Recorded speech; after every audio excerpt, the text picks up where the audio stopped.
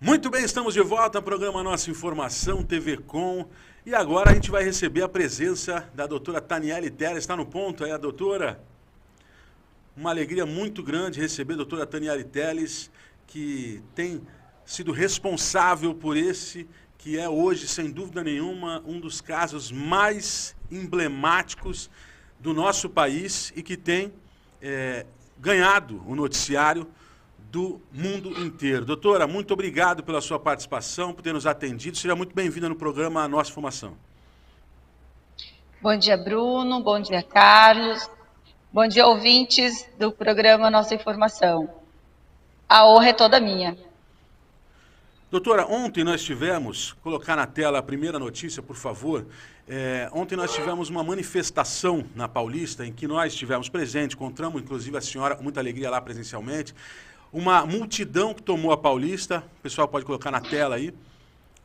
Olha lá, a multidão toma a Avenida Paulista e pede anistia já. Doutora, assim, nós temos uma audiência de mais de 500 mil pessoas que recebem o sinal da TV Com aqui na Baixada Santista. E é evidente que muitos concordam com a anistia, alguns outros discordam e também outros que ainda não entenderam o que está acontecendo. O que eu peço para a senhora, quem são esses presos do dia 8? Qual é a real situação que eles se encontram hoje? Não só a Débora dos Santos, que tomou os noticiários, mas também outros presos. Queria que a senhora descrevesse quem são essas pessoas. Então, Bruno, eu vou iniciar a minha fala justamente quem são os réus do 8 de janeiro. Porque a gente vê essa divisão de algumas pessoas que politizam muito essa questão da anistia. E como nós estamos falando, nós estamos lutando por justiça. Primeiro que essas pessoas nem poderiam estar sendo julgadas pelo STF, né? São pessoas que não têm foro privilegiado. Essas pessoas, após o pleito eleitoral de 2022, inconformadas com as notícias que veiculavam nas mídias, de que poderia ter havido algum tipo de fraude nas eleições, essas pessoas elas saíram às ruas protestar. E assim, nós tivemos aí o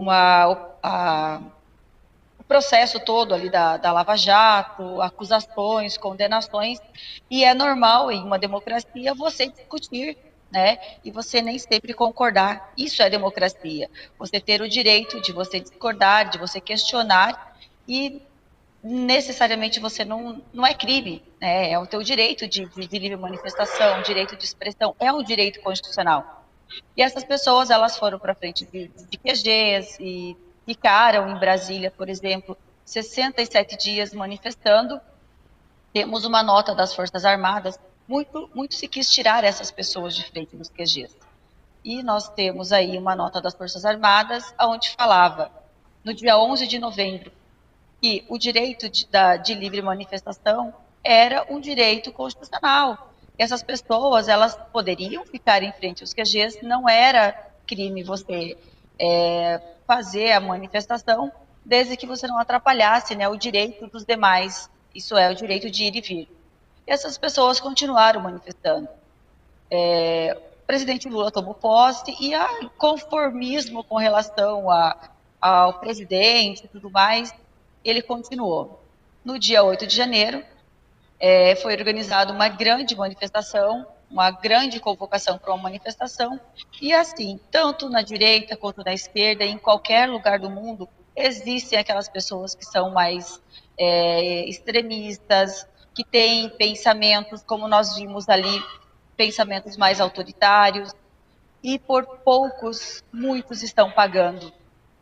A maioria dos presos do 8 de janeiro são pessoas idosas, mães de crianças menores, pessoas doentes, muitos moradores de rua, muitos vendedores ambulantes de bandeira, algodão doce, de picolé, e nem todos eles eram, inclusive, manifestantes. O que aconteceu? As pessoas foram para essa manifestação, houve um caos, houve realmente depredação, vandalismo, houve cenas de violência onde entraram, né, em confronto com a polícia, quebraram os prédios públicos, mas isso foi uma pequena minoria, uma pequena parcela daqueles manifestantes. E a maioria dessas pessoas que foram presas e hoje estão condenadas e cumprindo penas altíssimas, essas pessoas, elas não depredaram. Existe a possibilidade de fazer uma individualização de quem realmente quebrou, de quem realmente depredou, de quem realmente queria intervenção militar? Existe, né? Nós conhecemos os processos e nós sabemos disso. Porém, essas pessoas todas foram presas, todas elas foram acusadas dos mesmos crimes, como se todas elas quisessem intervenção militar, como se todas elas quisessem uma tentativa de um golpe de Estado, ou então como se todas houvessem realmente depredado, quebrado as coisas, e todas foram acusadas, jogadas em uma vala comum e julgadas. Traduzindo para o nosso telespectador, seria o seguinte: a pessoa que está passando ali perto, fora dos prédios, ela foi condenada eventualmente por alguém que lá dentro jogou uma pedra no vidro, é isso? Exatamente, né?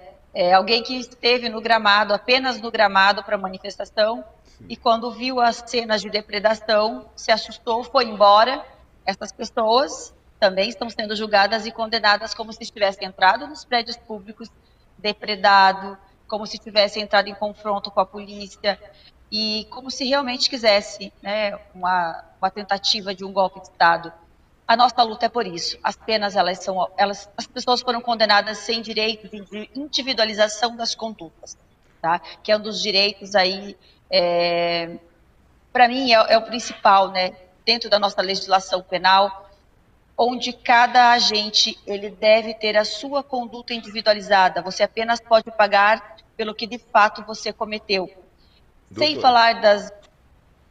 Desculpa, pois não?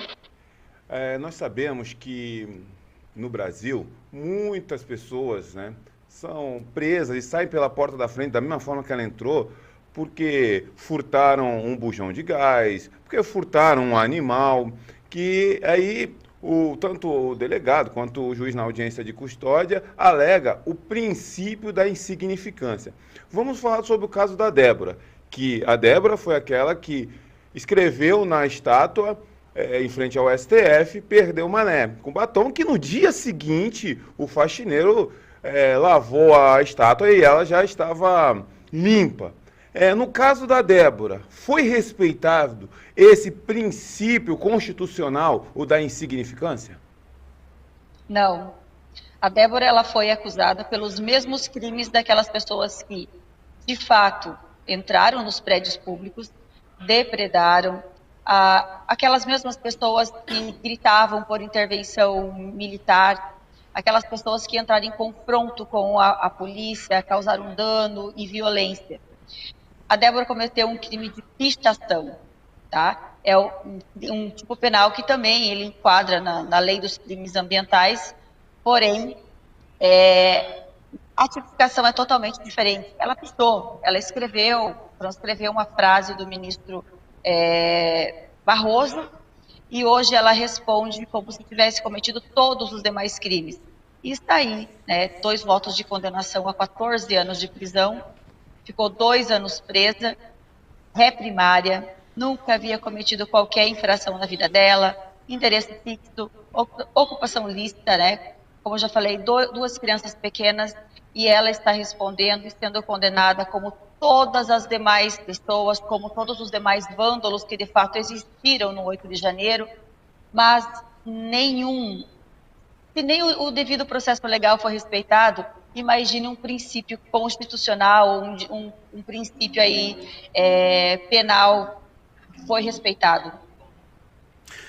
Doutora, a senhora e o doutor Hélio Júnior, né, doutora Taniele Teles, doutor Hélio Júnior, são responsáveis pelo caso da Débora dos Santos, telespectador da TV Com, que está acompanhando a gente, para ficar mais claro, a moça que ficou famosa agora pelo caso do batom, né, mas evidentemente temos outros casos também, tão importantes quanto e tão difíceis quanto. A senhora e o doutor Hélio Júnior fizeram uma nota, logo quando a Débora foi colocada em prisão domiciliar, dizendo que é o reconhecimento tardio de algo gravíssimo, né? E nós temos uma notícia sob pressão, colocar na tela, por favor, sob pressão popular, a OAB fala em prejuízos irreparáveis às defesas dos presos do 8 de janeiro. Essa notícia saiu no Conexão Política. Então, são prejuízos irreparáveis, segundo a OAB, doutora, que as defesas dos presos do 8 de janeiro sofreram. E acredito que tenha também aí a gente que citar, por exemplo, o caso do Clezão, que realmente não tem como voltar atrás, né? Como é que a senhora vê esse posicionamento da OAB? A OAB também está tardiamente se manifestando? Muito tardiamente, né? Nós estamos há 2 anos enfrentando todo tipo de violação constitucional, direitos fundamentais, garantias, né, e direitos fundamentais, violações de direitos humanos. Os nossos assistidos, eles são torturados dentro dos presídios. No caso do Clezão, manifestação, né, da PGR pela soltura do Clezão, pela revogação da prisão, o ministro não analisou. Perdemos uma vida, mas não é apenas o Clezão. Nós temos aí 7 pessoas, né, que já foram a óbito, usando tornozeleira em casa, sem conseguir trabalhar, fazendo pequenos bicos, caindo de telhado, pessoas que não aguentaram essa pressão toda, essa injustiça, cometeram suicídio. E a OAB sempre fechando os olhos, as nossas prerrogativas enquanto advogados foram violadas, não fomos ouvidos, os nossos assistidos não têm o direito à ampla defesa, a todas as ferramentas que nós precisaríamos exercer, direito à sustentação oral, direito ao acesso aos autos. Eles não tiveram, nós tivemos violado o nosso direito de sustentação oral, acesso às provas produzidas nos autos. Inclusive, até hoje, nós temos processos que, enquanto advogada, eu não tive acesso a toda a investigação. Eu estou com assistidos há mais de 2 anos aí, respondendo processo, há quase 2 anos e meio, desde dezembro aí, e até hoje eu não tive acesso a todas as provas produzidas nos autos.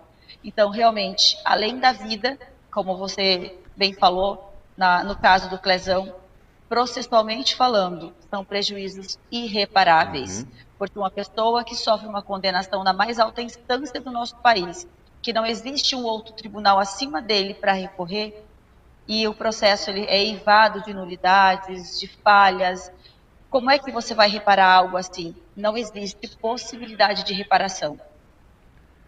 Doutora, a senhora falou aí sobre o princípio do contraditório e da ampla defesa que não foi respeitado, e pelo fato deles serem julgados pelo Supremo Tribunal Federal, também não está sendo respeitado o duplo grau de jurisdição, né? Uma segunda opinião. E nesse caso, que nós sabemos, todo brasileiro sabe disso, que muitos crimes que são cometidos, uma das táticas dos advogados é recorrer sempre ao próximo, à próxima instância. Nesse caso, a quem vocês da defesa podem recorrer?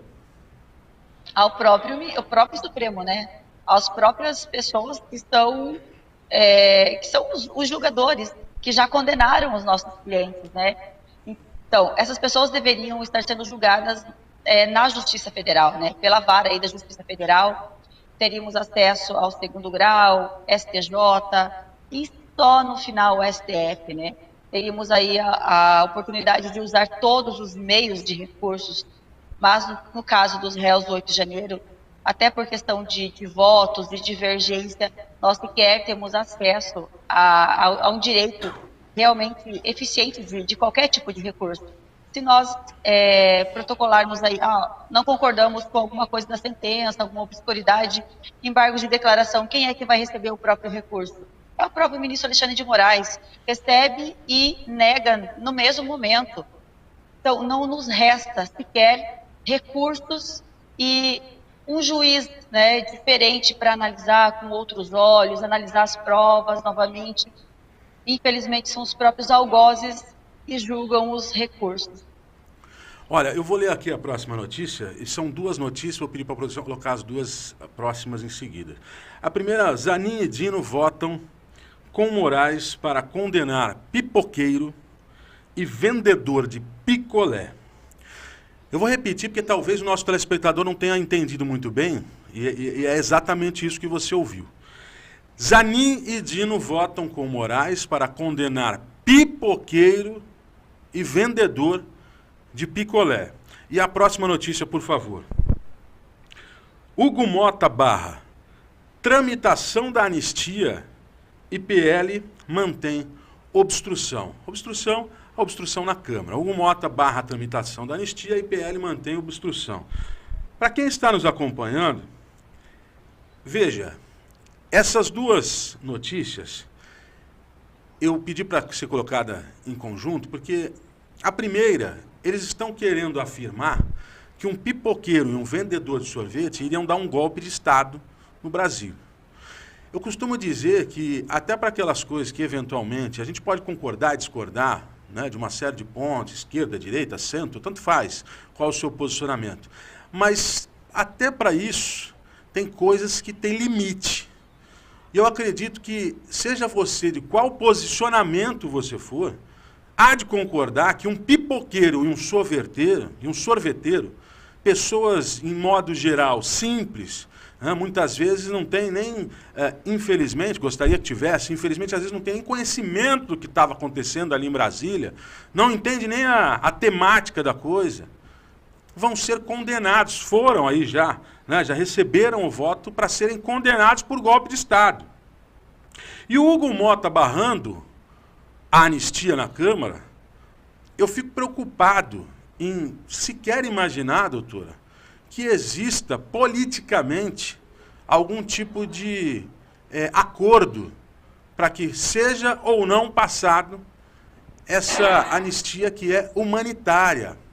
Ou seja, nos dói o coração imaginar que algum político possa querer barganhar politicamente, colocar na mesa de negociação uma causa humanitária como essa, doutora. Como é que a senhora tem visto essa questão toda? A senhora está acompanhando todos esses trabalhos em Brasília? Então, olha só, eu atendo aí mais de uma centena de réus do 8 de janeiro, em torno de 180, um pouco mais de réus aí do 8 de janeiro. E nosso trabalho tem sido trabalho humanitário. Quando você fala em anistia humanitária, gente, realmente é anistia humanitária. As pessoas que foram presas, você deu exemplo aí de um pipoqueiro, de um vendedor de picolé. Eu tenho um vendedor de bandeira, um gaúcho, ele veio no ônibus com as sacolas de bandeira, camiseta, capa de chuva. É um vendedor ambulante, né, que a gente chama. E entrou no QG para vender as mercadorias no domingo à noite.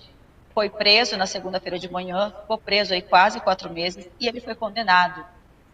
Sequer ele era manifestante. Eu tenho pessoas com 70 anos em tratamento de câncer, né, de próstata que foram para a manifestação no dia 8 e foi condenada a 17 anos. Eu tenho uma pessoa que era um casal, né? Ele estava dormindo numa rede lá, a esposa falou, olha, tá tendo uma manifestação na esplanada, vamos lá dar uma olhadinha? Chegaram lá, aquele caos que se instaurou, as pessoas entrando nos prédios públicos para conseguir realmente buscar um abrigo.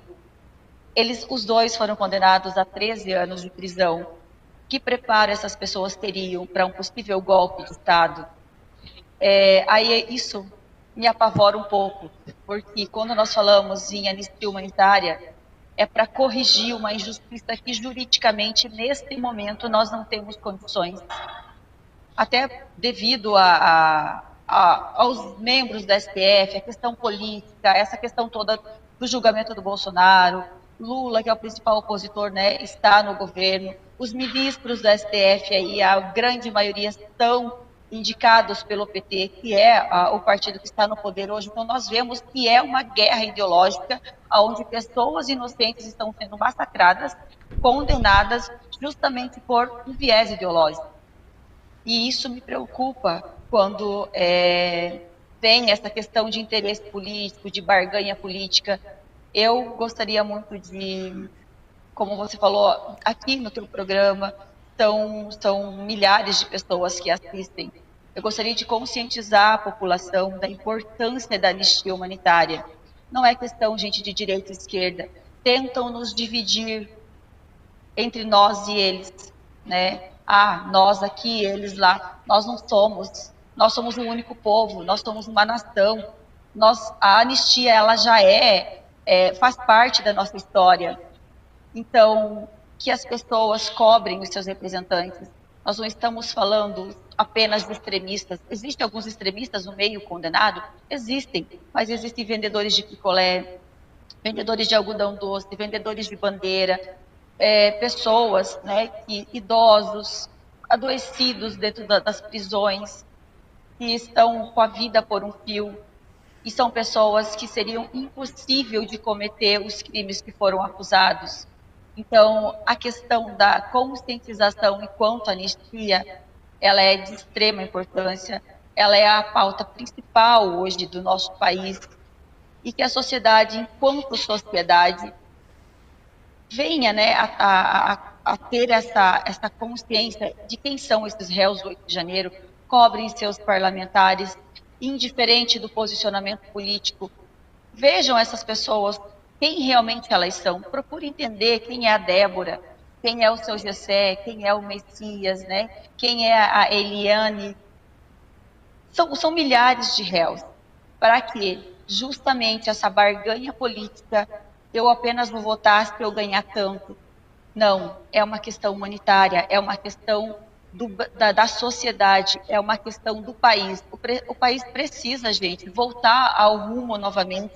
Precisamos da normalidade, porque não tem mais condições da gente ver inocentes pagando por crimes que não cometeram, ou então de algumas pessoas com interesses políticos dividindo a nossa população, a nossa nação entre nós e eles. Não existe nós e eles.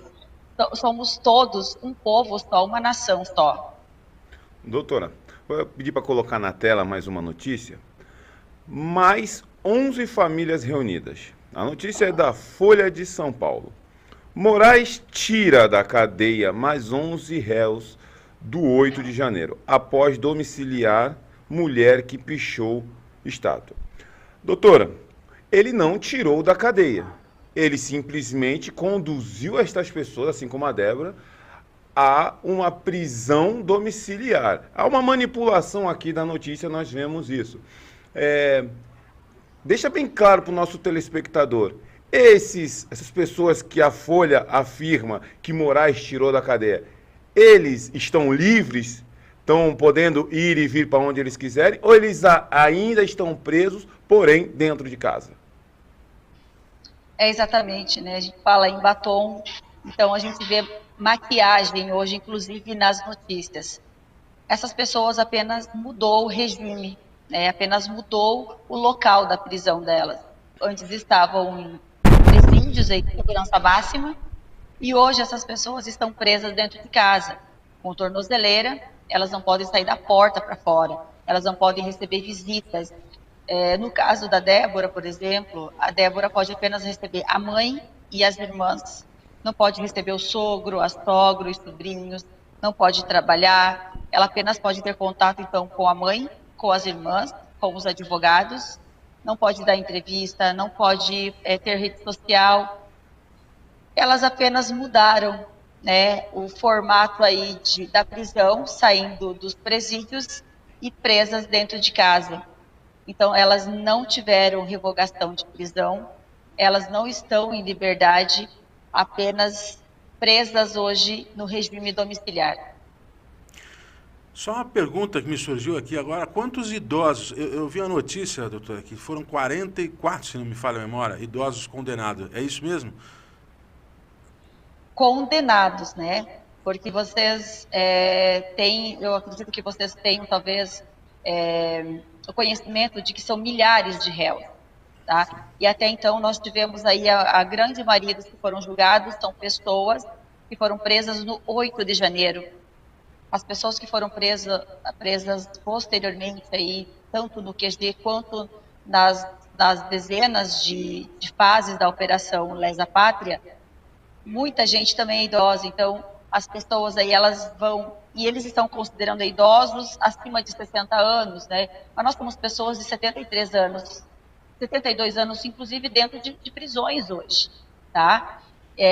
Tem muita gente idosa, o número do STF é 40 e alguma coisa aí, mas assim, as pessoas do QG que ainda não foram condenadas ou aquelas que aceitaram a NPP, são mais de 700 pessoas que aceitaram a NPP, essa grande maioria são idosos e aceitaram justamente o NPP não porque eles queriam confessar que cometeram um crime, porque elas não aguentavam mais, há quase 2 anos sem poder visitar as próprias famílias, filhos, pais, não podiam trabalhar final de semana, cumprindo o recolhimento domiciliar noturno, final de semana, não podendo ir na igreja. Então, a maioria das pessoas aí, esses mais de 700 que aceitaram o acordo de não persecução penal, também são idosos. E eu falo para você, a grande maioria dos réus do 8 de janeiro são idosos, são idosos. Muitas pessoas ainda não foram julgadas, né? Milhares de pessoas ainda não foram julgadas, estão com julgamento pendente. Então, nós teríamos aí um número muito maior, né, que vai superar, eu imagino que uma centena aí de idosos. Doutora, a senhora falou para nós que tem centenas de clientes. A senhora tem visitado seus clientes? Como que está a saúde mental dessas pessoas que estão presas? Muitos desde o dia 8 de janeiro. Então, eu busco visitar os meus assistidos com frequência, né? Tanto virtualmente quanto presencialmente. Mas, como eu te falei, o nosso trabalho é humanitário. 98% dos casos eles foram pro bono, então nós não cobramos honorários porque as famílias não têm condições de pagar honorários. São pessoas extremamente em situação de vulnerabilidade, aposentados, que hoje estão inclusive sem aposentadoria porque o próprio STF cancelou a aposentadoria deles. Os benefícios previdenciários de auxílio-doença foram cancelados também. Então essas pessoas não têm nem como sobreviver mais, as famílias não têm como sobreviver. E as pessoas estão espalhadas pelo Brasil todo, né?